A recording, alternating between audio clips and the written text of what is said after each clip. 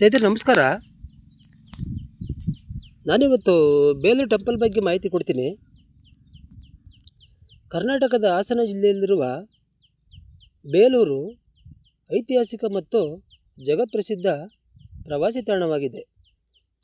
ಇಲ್ಲಿರುವ ಚೆನ್ನಕೇಶವ ದೇವಾಲಯವು ಹೊಯ್ಸಳರ ಕಾಲದ ವಾಸ್ತುಶಿಲ್ಪಕ್ಕೆ ಸಾಕ್ಷಿಯಾಗಿದೆ. ಈ ದೇವಾಲಯದ ಇತಿಹಾಸ ಮತ್ತು ಮಹತ್ವದ ಬಗ್ಗೆ ತಿಳಿಯೋಣ ಬನ್ನಿ.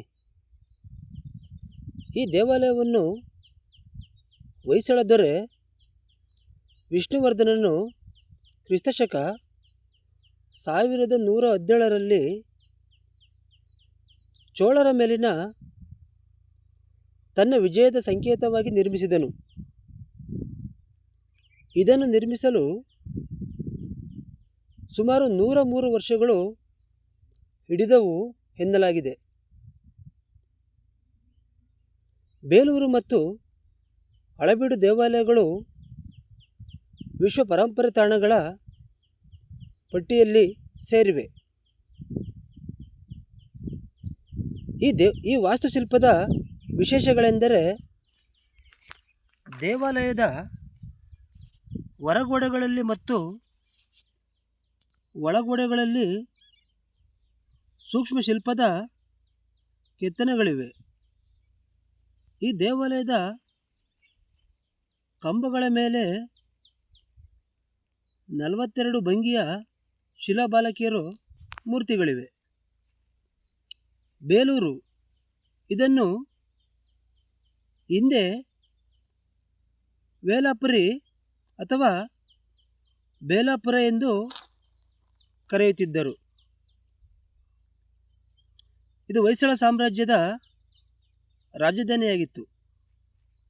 ಈ ದೇವಾಲಯವನ್ನು ದಾಸೋಜ ಮತ್ತು ಚವನ ಎಂಬ ತಂದೆ ಮತ್ತು ಮಕ್ಕಳು ನಿರ್ಮಿಸಿದ್ದಾರೆ ಎನ್ನಲಾಗಿದೆ.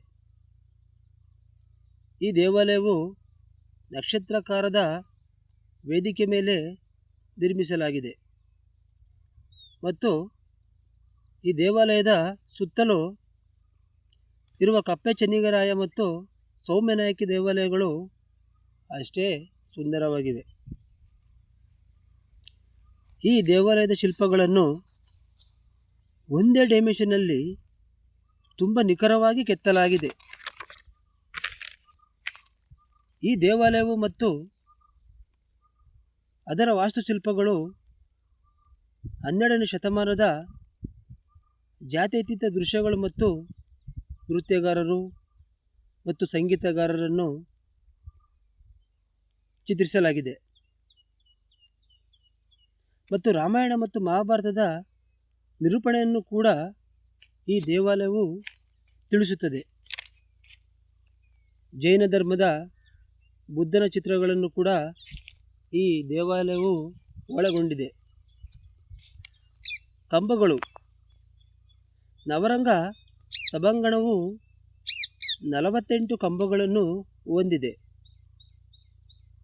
ಎಲ್ಲವನ್ನು ವಿಶಿಷ್ಟ ರೀತಿಯಲ್ಲಿ ಕೆತ್ತಲಾಗಿದೆ ಮತ್ತು ತುಂಬ ಅದ್ಭುತವಾಗಿದೆ. ಸ್ನೇಹಿತರೆ, ನೀವೊಮ್ಮೆ ಈ ದೇವಸ್ಥಾನಕ್ಕೆ ಭೇಟಿ ಕೊಡಿ. ತುಂಬ ಅದ್ಭುತವಾದ ದೇವಾಲಯ ಇದಾಗಿದೆ. ಓಕೆ, ಈ ವಿಡಿಯೋ ನೋಡಿದ್ದಕ್ಕೆ ಸ್ನೇಹಿತರೆ ಧನ್ಯವಾದಗಳು. ಮತ್ತೆ ಮುಂದಿನ ವಿಡಿಯೋದಲ್ಲಿ ಸಿಗೋಣ. Thank you all.